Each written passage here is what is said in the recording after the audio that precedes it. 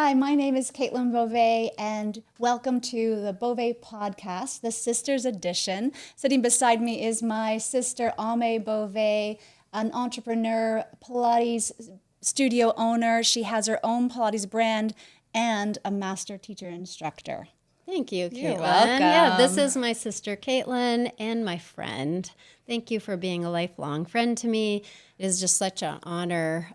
It's been my pleasure to be in the same industry as you. Caitlin in Canada is a Pilates guru herself. She owns multiple studios. She's a teacher trainer. She's a leader. She's a mentor to many people. And it's just been wonderful to get to do this in two different countries, but still alongside each other. We talk on the phone all the time.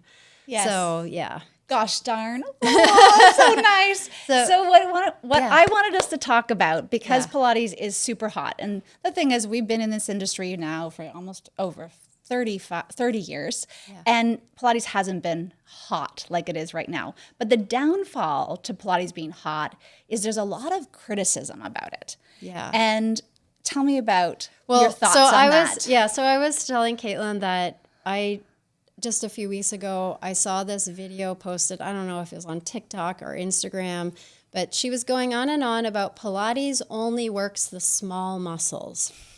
And I'm like, what are you talking about? Obviously, you've never actually done a Pilates class because it works every single muscle on your body. Mm-hmm. But I actually understand why there's a misconception, and that is because we tend to talk about some of the smaller muscles more often, or not so much smaller muscle, but some of the unknown muscles. And so it seems like we're only interested in little muscles because those are the ones we're talking about. And the thing is, with Pilates, it's more about integration. And if you don't have the small muscles working for you, those bigger muscles, they become bullies. Yeah. And that's where you get tightness, tight hamstrings, tight low back, and you need that integration. And we talk about small muscles because little hint, no one else does. No one else does. So people usually know where their big muscles are. Yeah. I mean, you know where your biceps are, you know your triceps are, you know where your quads and your glutes are. By the way, those are amazing muscles. Beautiful. And we use absolutely all of them during Pilates. Yes. But people aren't talking as much about the rotator cuff, the multifidus, the pelvic floor, the transverse abdominis, all of which are muscles that will make those powerful surface muscles even more powerful. Mm-hmm. That's the secret sauce. It's a layering effect. So when the deeper postural muscles fire first, and then the power surface muscles, you become a sports car. Mm-hmm. So it's kind of like taking your body from being the jalopy car that's barely rolling down the street and the wheels are falling off and things are grinding to like the ultimate turbo boosted sports car when you add the small muscles. Well, and one of the things that we teach in my teacher training is that Ida Rolf, right? She had this image of a boat with a mast. And you want to think about those small muscles as the mast. And the sails are the big muscles. So if you didn't have a mast, those small muscles weren't working well, could your sails be as effective? Mm-hmm. No. Imagine if your mast was fallen over, right? Your sails couldn't pull. Mm-hmm. You need those little ones to be integrated with the big ones to get the real strength and to have real power. Yeah, and it doesn't matter whether you're coming to Pilates from a post-rehabilitation point of view, you're recovering from a hip replacement or a back surgery, or you're a football player, right? Yeah. Like I work with in the Canadian Football League, football players from that Canadian Football League, and they're professional athletes. Yeah. And I have a saying, I could say it's more muscle showing up to the party. Yes. So a really great Pilates instructor can look at the mechanics of the class or the people they're working with, and they see what's working and what's not working, and then they cue the piece that's missing. And that's where that misconception comes in, because it's like, well, why would I talk about what's already working on your body? Because it's already working. It's already integrated, like you said.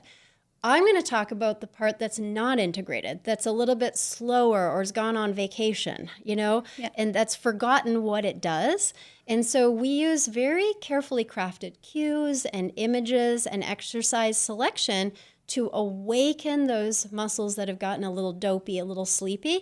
The cool thing is it makes movement feel easier and you're stronger. Exactly. And that's maybe that's part of the misconception too, is that we've been kind of gaslit into thinking that fitness should feel hard when you're using your body correctly, it feels easy, effortless, and joyful. It's not a chore. However, we're not saying Pilates isn't hard. It can is be very very hard. You can be quivering and working yeah. hard and like, I want this to stop. Yeah. But to your point, one of the things that I talk a lot about with the teachers that I'm training and we talk about in our studio is optimal movement mechanics, right? And we talk about that all the time. And what I like to cue for people is the mechanics they don't already know how to do. Right. So we might be really good at bending over and rounding our back. Great. Yeah. Great skill. There's great. But we might not be good at bending over and keeping our back in that neutral position or more of a flat back position. Yes. And so what I want to do, my job as a movement educator, is to help people gain back the options, right? So our bodies, when you don't see a 3-year-old who's like, I'm only going to move a certain way. No 3-year-old does that, right? Yeah. And so think about that 3-year-old who will just move in all sorts of different ways. And that's what we want as an adult. And we lose that with posture and not moving and things like that. So we want to regain all the options because ultimately, I don't want you to think about how you're moving because your body knows how to move optimally. It is actually, that's the other thing, is the intelligence of your body is very vast. And it's like somehow we get interrupted. Like it's somehow the natural design and intelligence of our body gets misaligned or forgotten. It's like it has amnesia somehow. And that's what a great Pilates class can do, is just like reawaken what's already inside of you. And just for whatever reason, it just got offline somewhere, along maybe it was an injury. Maybe it was just from sitting in a desk too long.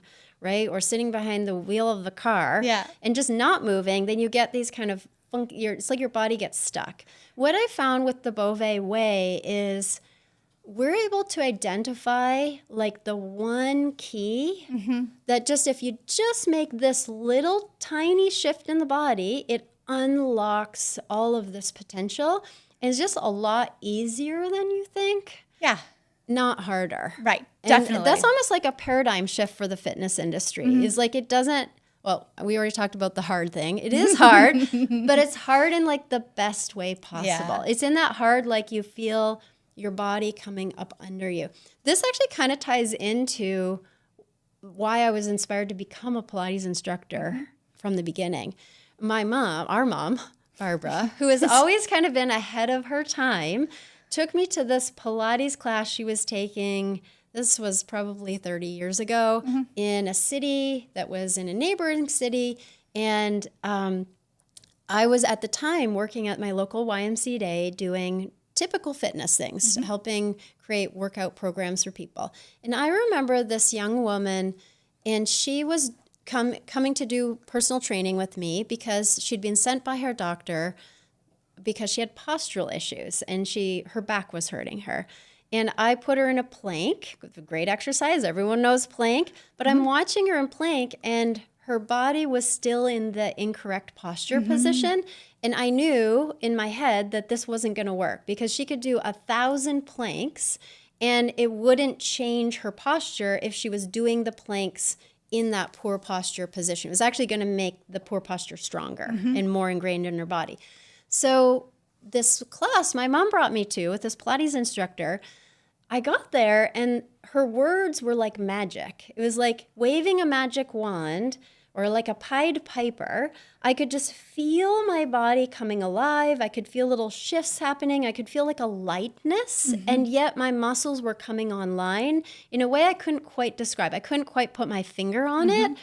And I was like, instantly, where do I learn to do that? Because that's the missing skill that I don't have as a personal trainer.